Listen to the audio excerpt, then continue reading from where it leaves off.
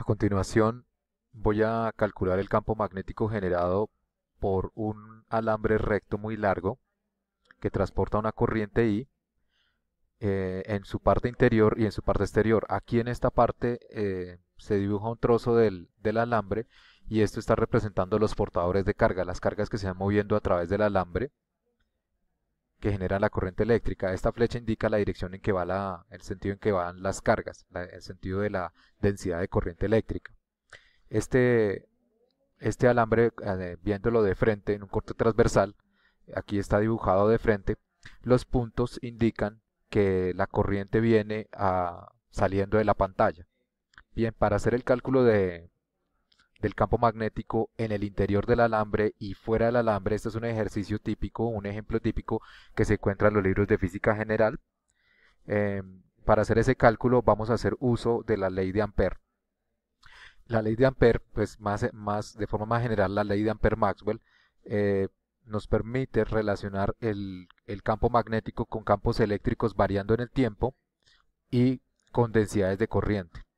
En el caso que tenemos hoy, no tenemos campos eléctricos variando en el tiempo, por lo tanto este término no aparece. Y cuando no aparece ese término, usualmente en los libros lo encuentran simplemente como la ley de Ampère. Este término de acá es un término agregado por Maxwell, es la contribución de Maxwell a la física, entre otras.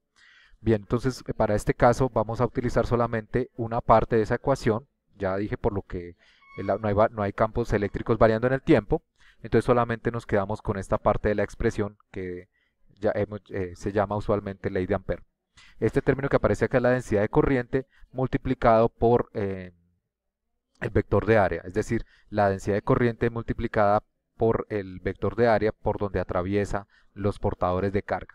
Usualmente este término lo escriben, este completo me va a dar como resultado el valor de la corriente eléctrica, entonces lo van a encontrar escrito en los libros, en diferentes lugares donde consulten, lo van a encontrar escrito de la siguiente manera. En donde I es el resultado de hacer este cálculo, es decir, el valor de la corriente eléctrica.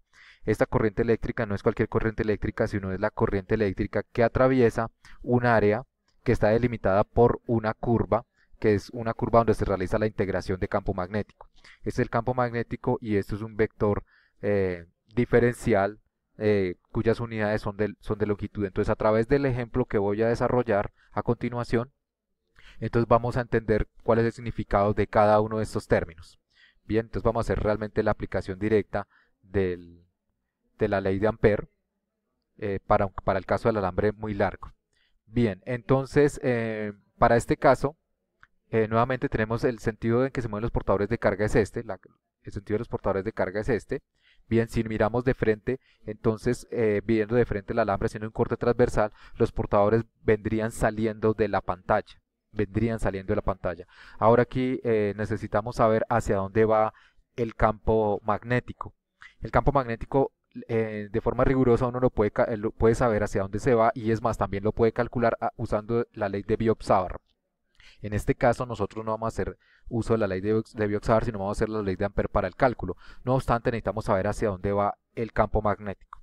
La dirección del campo magnético como resultado de la ley de Biot-Savart se puede determinar a través de una forma muy sencilla, que es usando la regla de la mano derecha. Bueno, hay muchas reglas de la mano derecha, esta es una de ellas. Entonces vamos a hacer uso de la regla de la mano derecha. Aquí he tomado una imagen que encontré en internet, simplemente pues puse regla de la mano derecha, ley de Ampère y obtuve como resultado esta imagen que aparece acá. Eh, no es una imagen mía, ahí aparece la dirección de donde la tomé, donde la estoy viendo, aparece ese lugar, eh, digamos lo digo como una forma de respeto a quien generó esta imagen.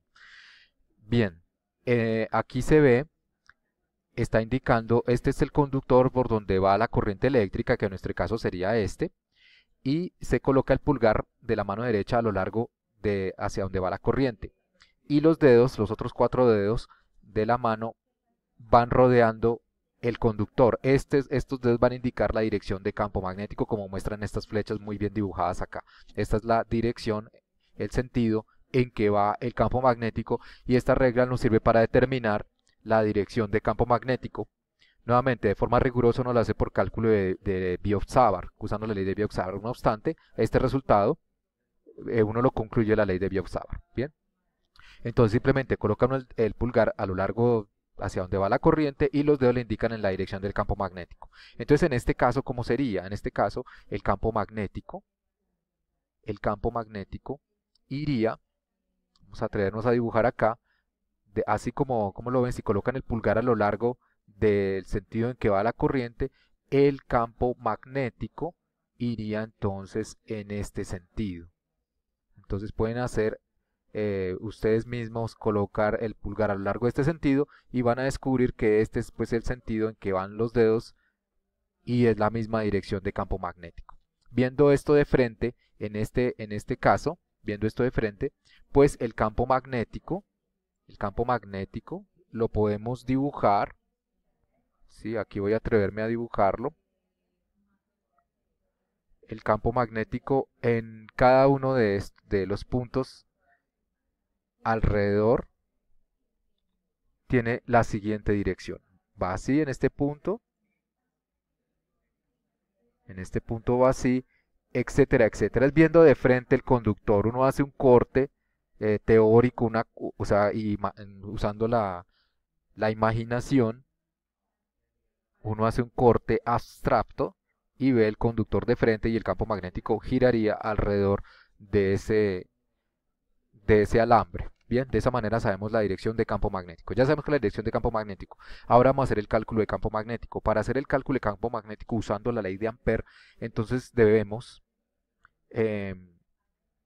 realizar este cálculo. La idea es que a través de esta expresión nosotros podamos despejar de allí el campo magnético. Ahora esta es una expresión integral y para hacer el despeje de esta integral pues tenemos que cumplir unas ciertas condiciones de simetría para poder realmente obtener valor de campo magnético. Si las condiciones de simetría no se cumplen, entonces no vamos a poder saber cómo calcular el campo magnético. Podemos saber cuánto da la integral, pero no vamos a saber cuánto da el campo magnético, que es el objetivo de este caso. Entonces, para hacer un camino de integración, aquí esto indica un camino de integración cerrado. En los libros usualmente van a encontrar un loop o un camino cerrado también. Y a lo largo de ese camino cerrado realizamos la integral. Entonces, ¿cuál camino cerrado elegimos? En principio, cualquier camino cerrado se puede aplicar la ley de Ampère. Entonces, aquí he colocado este camino en rojo. Este camino en rojo, un camino muy simétrico con respecto a la simetría de este alambre, que es pues se ve en forma de, el corte transversal pues es un círculo. Y pues aquí tengo un círculo. Esto sería para calcular el campo magnético fuera del alambre. También podríamos usar otro camino arbitrario. Entonces voy a dibujar un camino arbitrario acá. Podríamos tomar este camino y en este camino también se cumple la ley de Ampère. También se cumple la ley de Ampère. ¿Sí? No importa la forma, mientras el camino sea cerrado, no importa la forma en cómo tomemos el camino cerrado, lo que nos interesa es que el camino sea cerrado. Ahora vamos a ver en estos dos caminos cómo hacemos para calcular el campo magnético usando la ley de Ampère.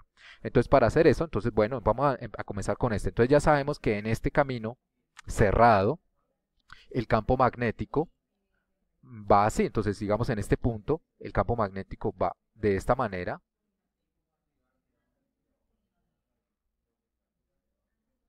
Ahora el campo magnético, por ejemplo, aquí va así.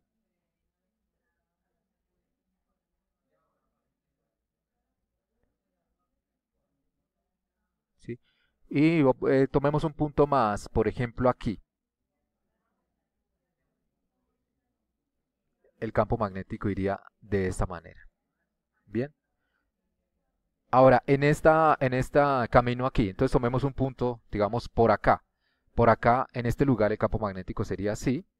Recuerden que el campo magnético gira alrededor del alambre. Ya lo vimos con la regla de la mano derecha. ¿Ok? Gira de esta manera. Ahora busquemos otro punto distinto. Por ejemplo, aquí este punto, el campo magnético iría así. Recuerden que gira alrededor del alambre. El campo magnético iría así. Y otro punto más, tomémoslo como por aquí. El campo magnético, recuerden que gira alrededor del alambre. El campo magnético así sería de esta manera, en ese lugar. Bien, ok, entonces ya tenemos el campo magnético. El campo magnético que usualmente se denota con la letra B. Ahora el vector de S. El vector de S es un vector diferencial que me da la longitud de un pedacito de curva. Lo voy a pintar bueno, pintémoslo así en morado. Y vamos a pintar, es un pedacito de la curva roja, ¿no? Entonces es así completamente tangencial, es como que toma un pedacito de esa curva de color rojo. Voy a mejorar el dibujo.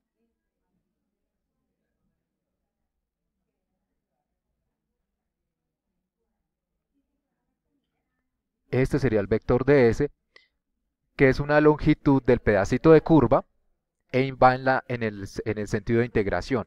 Bueno, pero ¿cuál es el sentido de integración? Porque esta curva la podemos recorrer en dos sentidos. En el sentido que estoy indicando, que sería un sentido contrario a las manecillas del reloj, ¿sí? O en el sentido de las manecillas del reloj. Tendría esas dos opciones, ¿sí? Entonces, la manera como se ha establecido por convenciones matemáticas es que las curvas se recorren, las curvas cerradas, las vamos a recorrer de tal manera que si uno va caminando, si uno fuera caminando sobre esta curva, observaría el área que limita la curva a su izquierda. Vamos a mirar cuál es esa área. Esta área en amarillo es la que limita la curva. Entonces, cuando uno vaya caminando a lo largo de esta curva, debe observar al lado izquierdo el área que limita la curva. Lo mismo esta. Entonces, si vamos caminando por acá, a lo largo de la curva, tenemos que ver a mano izquierda el área limitada por la curva, que es todo esto amarillo. ¿Ok? De esa manera uno puede establecer el sentido en que recorre las curvas. Se pudo haber tomado en el otro sentido, pero la convención matemática es esta. Es la que tradicionalmente se usa cuando se hacen integrales de línea. Bien, entonces ya sabiendo cómo son los elementos diferenciales, vamos a dibujar los elementos diferenciales de curva acá. Entonces este lo pinto acá, mírenlo. Este es para esta curva, digamos, de trayectoria un poco más exótica. Este sería así. Recuerden que es un pedacito de la trayectoria. Este iría así. Y aquí en esta parte iría así. ¿Ok? Iría de esa manera. De acuerdo. Bueno, entonces sigamos. Ahora hagamos el cálculo. El objetivo es el cálculo del campo magnético. Entonces, para hacer el cálculo del campo magnético, entonces, usamos la ley de Ampère. ¿Y cómo nos va quedando esto? Entonces vamos a ver cómo nos va quedando esto. Entonces sería, en este caso, miremos este caso, el del círculo. Uno realiza el producto punto entre el vector campo magnético y el vector de S. Entonces ese cálculo que da. Entonces cuando uno hace el cálculo del producto punto da la magnitud de uno de los vectores por la magnitud del otro vector, ¿sí?